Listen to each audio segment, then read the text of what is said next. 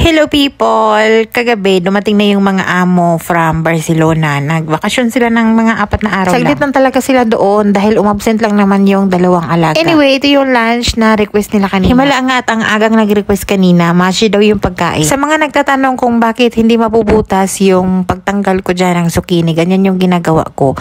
Bali, sinusukat ko siya, hindi ko siya sinasagad doon sa dulo talaga. Iwan ako ng konti para hindi masagad yung vegetable corer papuntang dulo.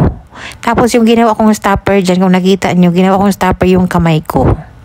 Bali, nag-iwan ako ng mga kunting-kunti na hindi talaga siya masagad. Para pag nagtanggal ka na ng laman ng zucchini, hindi yan siya masagad doon sa pinakadulo at hindi mabutas. And then, paikot-ikutin mo lang yung vegetable corer, kagaya ng pagpapaikot niya sa'yo. Yung mga amo ko dito, gusto nila talaga yung balat na talaga yung naiwan, yung sobrang nipis, yung tanggal talaga halos yung laman ng zucchini. Pagka ganito yung mga food, yung amo kong lalaki, hindi uuwi ng lunch dito sa bahay.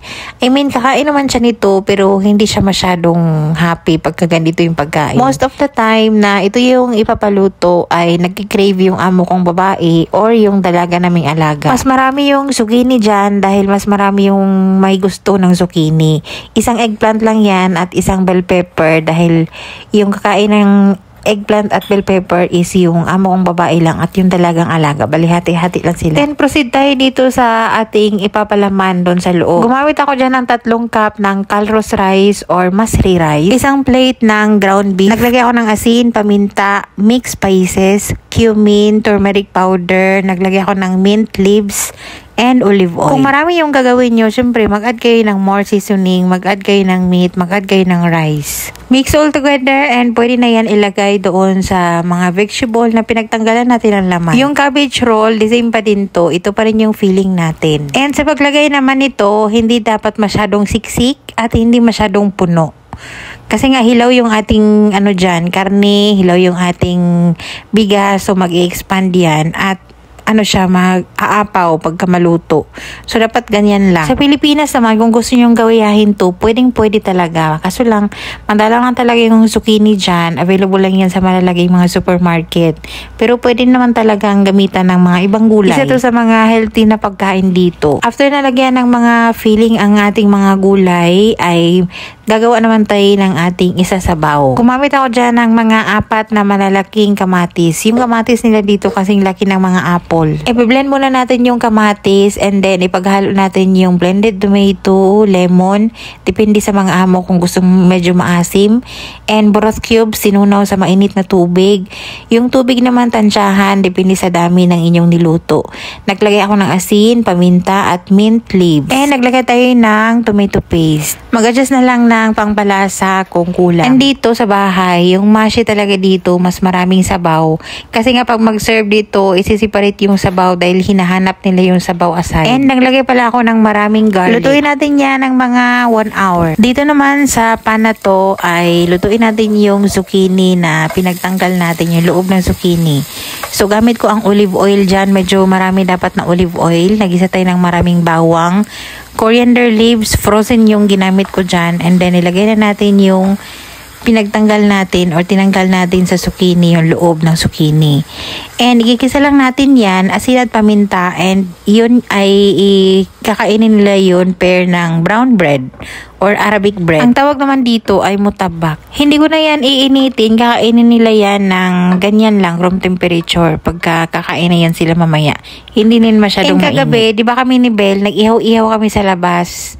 And ito ay sobra na eggplant na inihaw namin. So, ito yung ulam natin for lunch. Gawin nating tortang talong. Sinilip ko muna sa loob, baka may mga nakatira dyan. Iba talaga yung kanilang eggplant dito. Mas masarap talaga yung mga talong natin sa Pilipinas. Yung talong nila dito, matabang na watery. Kahit na nakaihaw yan hindi yan nakalaga. Watery pa rin siya. Pinagalo ko na lahat yung eggplant, talong, asin, paminta, garlic, sibuyas. Naglagay ako ng green onion dyan. Then, pwede na natin yung prituhin. Nauna kaming kumain dahil yung mga amo ay hindi pa naman kakain sa mga oras na yan. Para naisipan namin kasi na mauna kaming kumain ni Belle dahil iba naman yung ulam namin. Tapos, para pagkakakain sila, tapos na kami. Mapigpit na lang. Habang nagluluto pa ako sa iba dyan na isasalang, ay kumain na rin kami ni Belle para matapos na. Kaya masarap magkamay. Oo naman. Kain tayo. Ikaw magkape ka, hindi ka mag-ketchup. Torta. Meron tayong leftover na longganisa na beef. Beef yan. Dati nakita mo yung ano, yung mukha niya. Kulit ko si ano, sino nga ba yun? Parang ano to, wait lang. Yung ketchup natin, taghirap na tayo. Ilagyan na ng ano. Ketchup ipiligro. Ilagyan na natin ng tubig. Pwede pa din naman yan. Kain. Oh, this one yours. Oo. Itong longganisa na to from Sarap Food. Sobrang sarap talaga nito. Tapos meron tayong longganisa. With suka na sinamakan.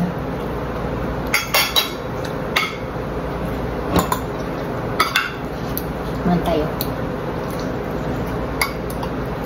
Breakfast ang atake.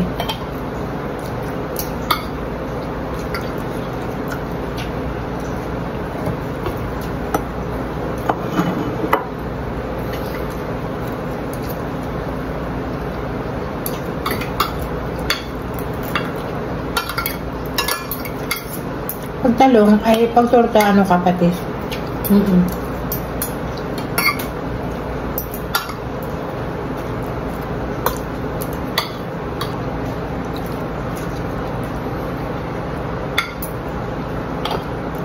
Nainggit ako sa kape. Chupla na rin.